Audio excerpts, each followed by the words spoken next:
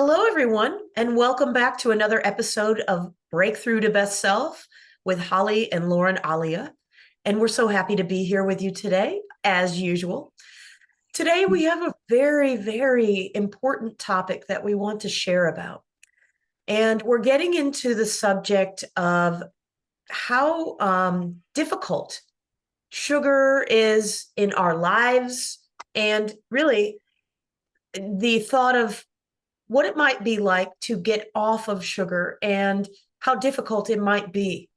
So Lauren and I are going to have a conversation here today, and we're going to share with you maybe some reasons why you might want to consider getting off of sugar. And we've been working with many people in the field of food addiction recovery. And what we have found, both in our own personal experience and with the people that we work with, that sometimes it's extremely difficult to limit sugar. Let's just say limit. Maybe, I just want to have one. And that seems to be quite difficult for me. So I'm going to come over here to my colleague and good friend, Lauren-Aaliyah. Hello, Lauren. How are you today, my friend? Hello, Holly. Hello from Durban, South Africa. Yes, interesting topic. And I think we're going to focus a little bit on the cravings in particular, that side of things. As Holly said, there's a growing interest from people that are understanding how difficult it is to quit sugar and all the reasons that they want to quit sugar in all its forms. And I think in that category, Holly, when we talk about sugar, I think, certainly in our experience, we talk about all kinds of sort of processed food, Absolutely. which includes, the sugar products. And as you said, why is it so difficult? And what are the reasons that we may want to? Let's talk about the reasons we may want to. Before we get into that, Holly, I was thinking that, when we started certainly when I started my sort of holistic living and trying to eat cleaner and quit sugar, and I think I quit sugar in 2015 was my journey of sort of sugar-free, gluten-free living. There was not a lot of understanding about the addictive nature of sugar. And I mean, I remember even in my training as a keto coach back then, we didn't have any specific modules in our training that dealt specifically with addiction or addiction recovery from sugar. Absolutely. Or cravings and craving control.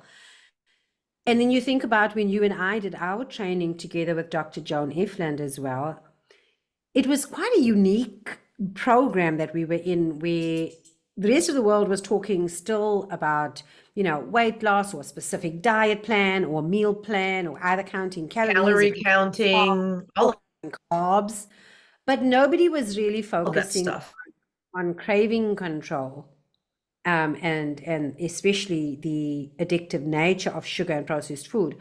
What are you noticing now, 2024? We are in October 2024 recording this episode.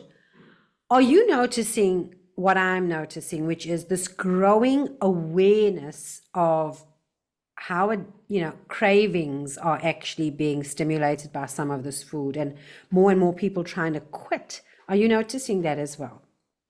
I am. I'm noticing in my travels that in podcasts, in print, and in many other areas that finally, I'm so glad, finally, the conversation about addiction is finally showing up. And Dr. Joan Ifland, pioneer in the field of getting that word out, but she's not the only one now. Yeah. There are many professionals out there who are, have brought that into the world as this is something that people are experiencing all over the world. I'm here in Southern United States. Lauren is in South Africa. We work with people all over the world, and people are experiencing this. And so what we're going to do, I guess, Lauren, is we're going to talk about some of the reasons, I guess, to start out with. Why would we want to get off of sugar? What would be a reason to get off of sugar? Yeah, and again, sugar and the processed food in the And the broader category. processed food. Broader Yeah, category. Some people may call it ultra processed food, but getting the sense of anything that's not real food. And so, one of the primary reasons is just better health, because research is very clear that sugar and processed foods destroy cell function. So they absolutely. actually impact the body at a cellular level, which means that cells are being destroyed or at the very least being affected to malfunction, which means that systems in our bodies, various systems are being affected. And those systems being running, if they're not running effectively, essentially we're sick. We have chronic illness and disease. So I think one of the primary reasons, it may not be the first reason for many people. We'll get to the second reason just now, which is probably more popular with a lot of people, but health. So we think about lifestyle disease, chronic illness that is very clearly aggravated, if not caused, by high quantities of sugar and processed food, like diabetes, heart disease, chronic gastro illnesses, Autoimmune conditions. autoimmune conditions, mental health conditions. So there's over 100 chronic illnesses and diseases that are linked to various individual or combinations of sugar and or processed food. So number one reason that people are, the awareness is out there, as you said, Holly, more and more health professionals in the field of wellness, of health in the broader scheme of holistic wellness. More and more professionals are educating about the health impact, and I think that growing awareness is causing people to go, oh, I may want to limit how much I eat, if not abstain from it altogether, to at least limit it. So that's the one reason. And then the other one is probably my first reason for wanting to quit sugar, and probably in your early days. What's that, Holly? What's the biggest reason people are trying to Weight quit sugar? loss. Ding, ding, Weight ding, loss, ding. right? I will say this in my journey. I say this the first time I got off processed foods and sugar. This is what I say, because there were two major times. This time now being the second time. But the first time I didn't have the addiction awareness. And so what I did is I just eliminated processed foods, and I went to natural sugars. I did not know that would also trigger my brain, but we'll get there. Lost half my body weight. I dropped 140 pounds by doing that. So weight loss. And not only did I, weigh less, a lot less, but I regained energy and my health improved. So these things, why not? If that's going to help us create, and we talk about this all the time, Lauren, help us create the life that we love. So this is part Yeah. of it. This is part of it. Yeah. So weight loss up there, with health creation, weight loss. Anything else that people are waking up to out there in terms of wanting to quit Yeah. sugar and processed Well, food? let's talk about brain fog. Let's talk about how it affects us mentally. Brain fog is real. I mean, what my experience was, I would have something like that, I would pass out, or I would have, overindulge. And when I say overindulge, I could go there. And then have zero energy. And I'll be honest, when I began this journey and started to eliminate those products from my life, it took a little while for that energy to come back, but boy, did it. And so Mhm. that's a great reason. If you've ever found yourself slumped in the chair after work and just exhausted, and you want to get more out of your day with your family or your pets, or even jumping into some crafts or going for a walk, I had no energy to do that. So Mhm. that for me was a great reason to look at eliminating these items, or at Right. least limiting them if that wasn't possible for me. Yeah. And so it's very soon that we start to understand when we start to eliminate or try to eliminate or get onto a meal plan that helps to eliminate sugar and processed food for health reasons, for weight loss, for more energy, for more cognitive function, maybe for more stable moods. We know, I was just going to say that. I'm glad you hopped I in on think that. as awareness grows on the negative effects of sugar and processed food, so the reasons to quit grow. And so very Yes. quickly, we're going to move into, and then what happens? So there's this great desire. Mm. And what is it that happens that makes it extremely difficult, if not impossible, for some people to Oh, quit man. sugar and processed food or even cut back? What is happening that makes it really difficult? Oh, Lauren. And I know you can relate to this because you and I have discussed this on many occasions.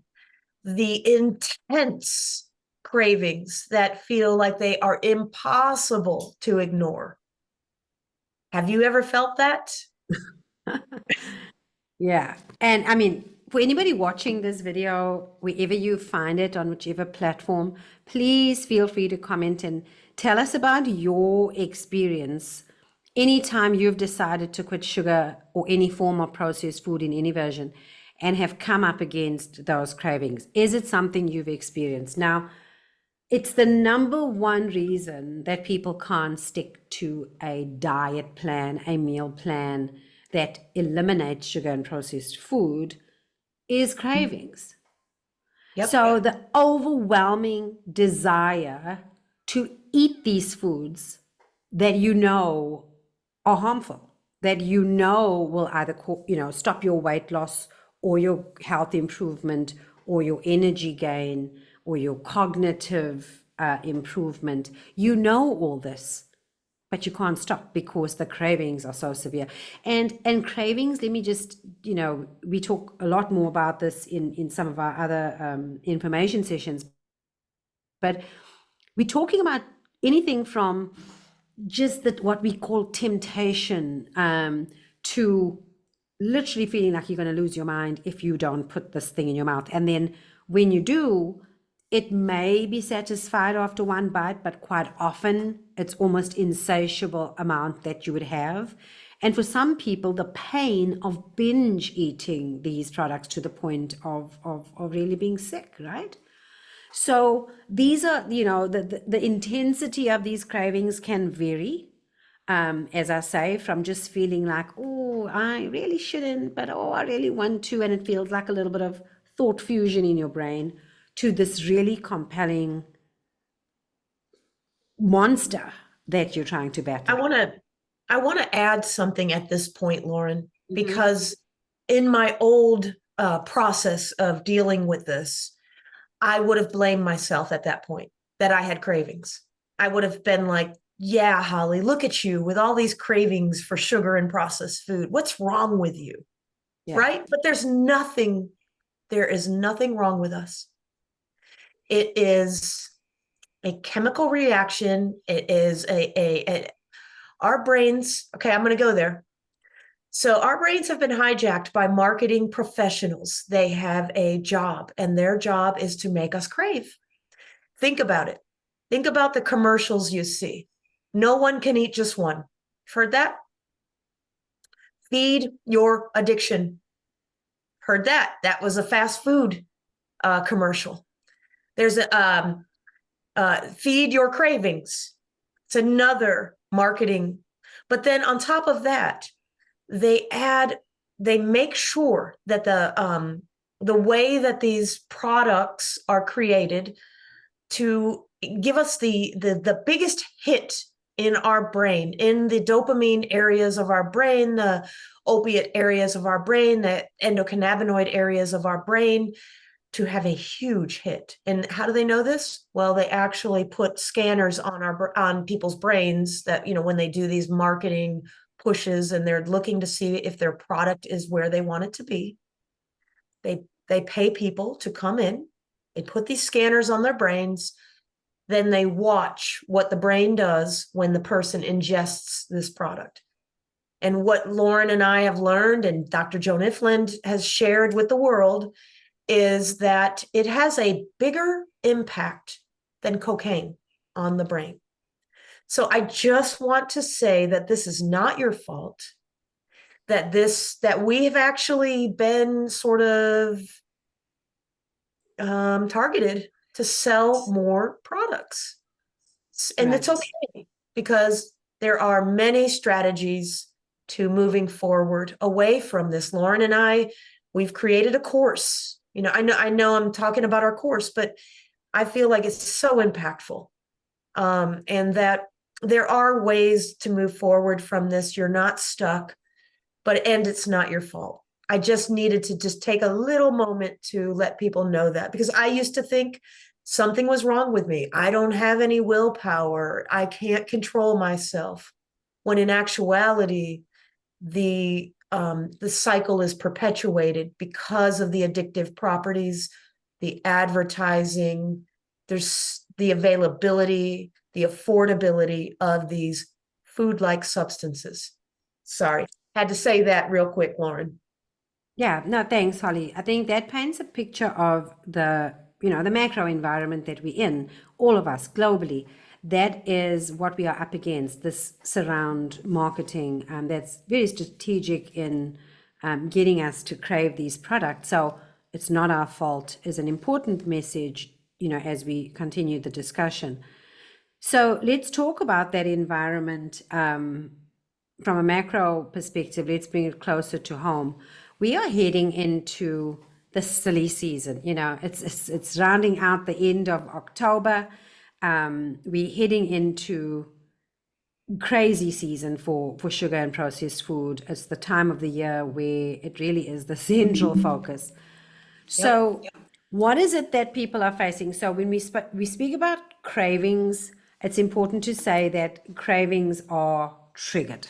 Okay, so Yes. your brain is taught to crave, which is what Holly was talking about in that macro environment, strategic, deliberate creation of craving brain. So your brain is taught to crave, it's stimulated to crave with commercials, like Holly mentioned. And now you have this Pavlovian conditioning to respond when you're triggered. And so now the triggers need to happen. And triggers, of course, just being a stimulus in the environment that's going to set off this craving part of your brain. Holly, we're heading into the holidays. Let's talk really quickly about what is it that people are going to be up against going into this holiday season. What are the kind of triggers that we are probably going to be facing? Oh my goodness. All right. Well, we've got a big one coming up. We're recording this in October.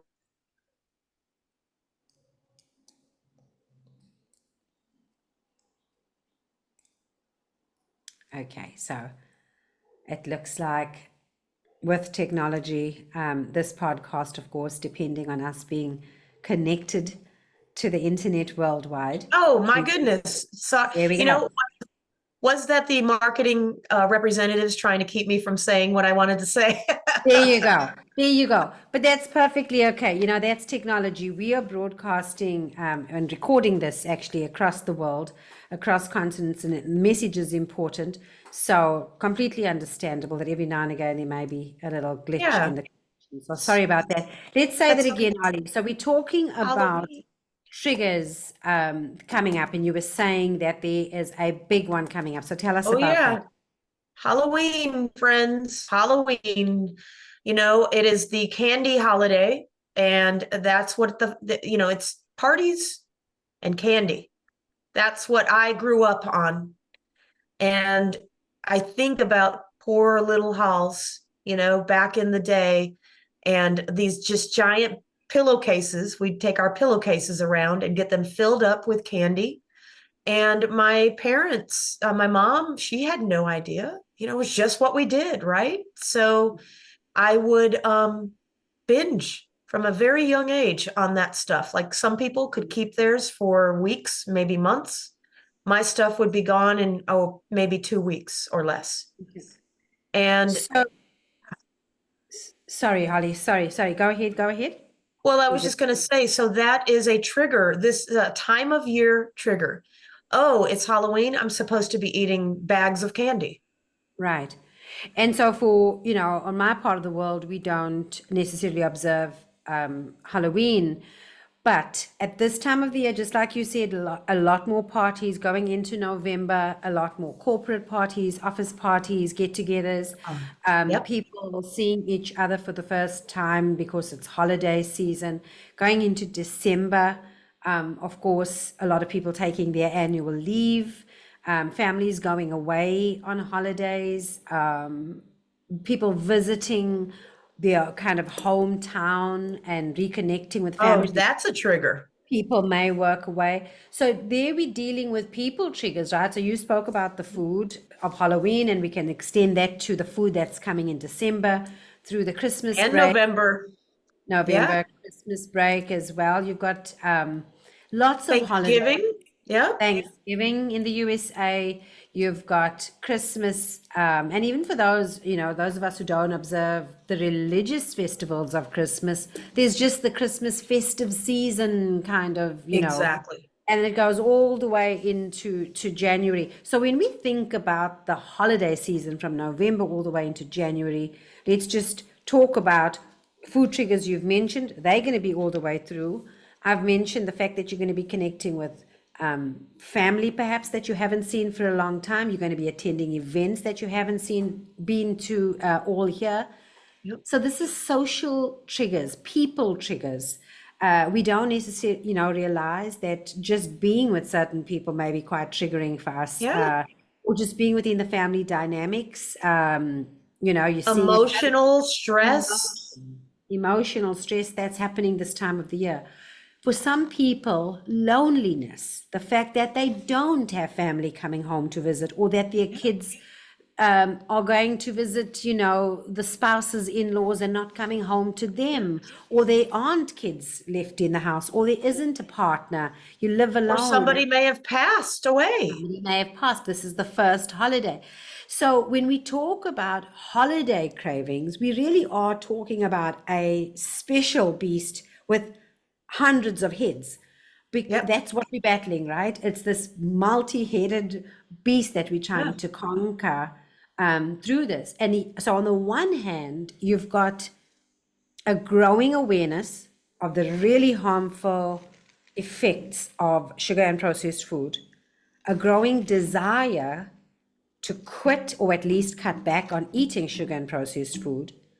And then you've got this All these major obstacles. obstacles, right? Yep. So, what are some of the things, just broadly speaking, there's just no way in a half an hour video that we can give away tools that are going to conquer it. Yeah. But so let's just talk as a concept. What is it that people need to learn? What are the skills you really need just to get safely through a holiday? What are the skills you have, Holly, that are going to allow you get safely through the passage from November and all that holiday candy that you're talking about through the December holidays, past the New Year celebrations, and take care of yourself, take care of your health, stick to your holistic wellness plan, eat clean. What are the skills you will be leaning in on for yourself? Well, let's start out with first, we need to know what we're facing. So I like to make a list.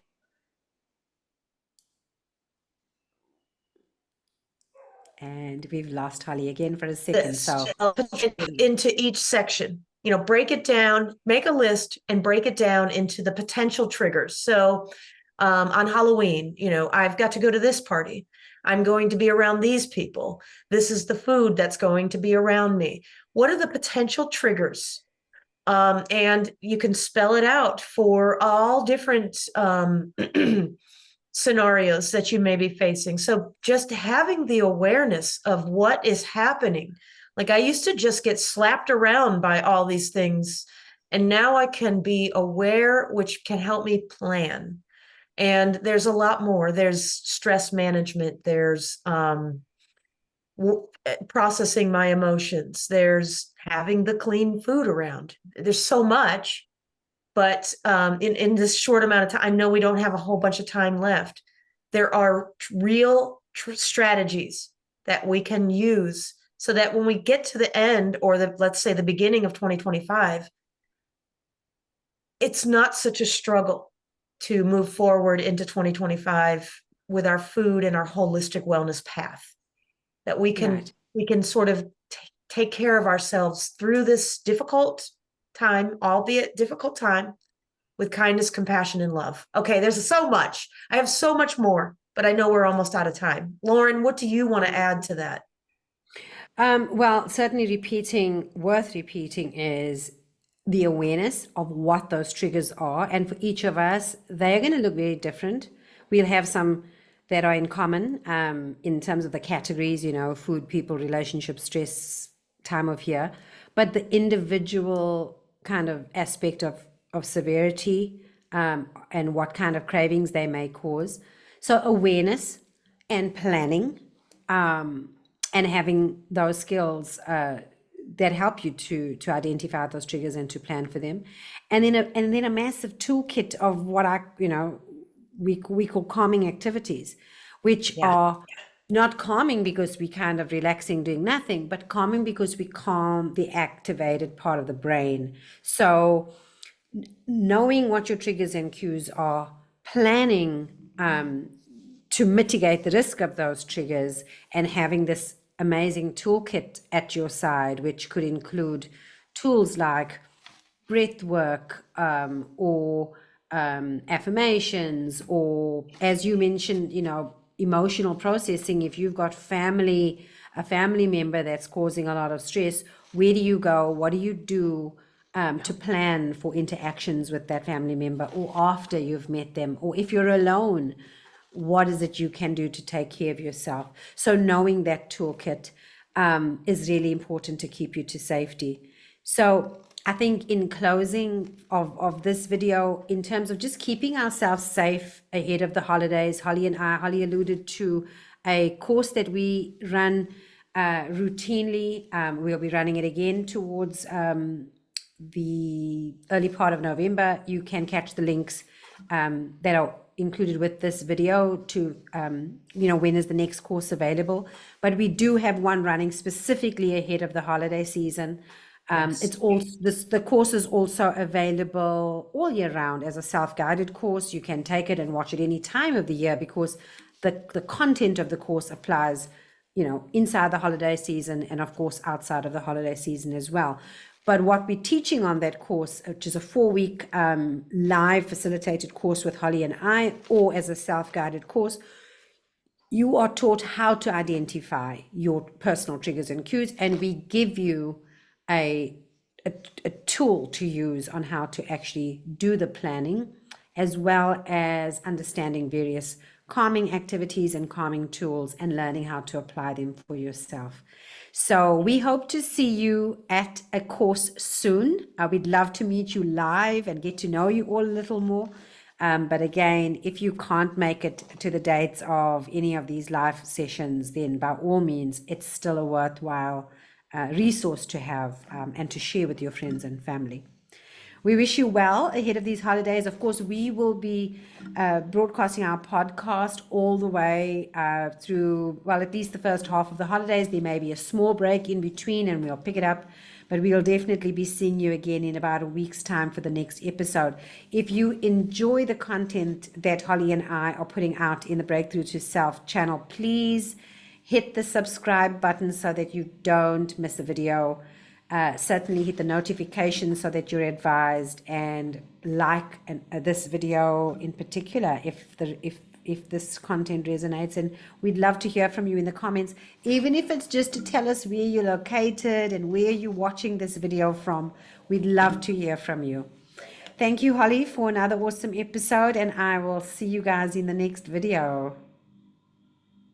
All right. We'll see you there, friends.